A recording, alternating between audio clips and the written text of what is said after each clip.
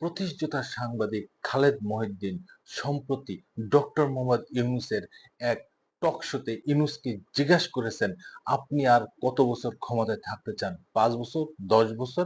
তখন প্রধান উপদেষ্টা ডক্টর মোহাম্মদ ইউনূস বলেন, আমার কোনো ক্ষমতার লোভ নাই। আমি ইচ্ছা করে ক্ষমতায় আসিও নাই। আমি রাজনীতিবিদও না।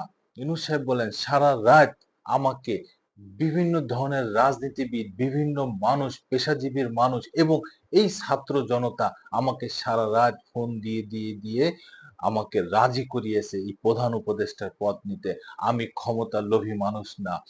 জনতা, জনগণ জনগণ যখন নির্বাচন চাবে তখনই নির্বাচন হবে। আর আমরা তো সংস্কারের পথেই আছি। সংস্কার হয়ে গেলেই নির্বাচন হয়ে যাওয়ার সম্ভাবনা 100%।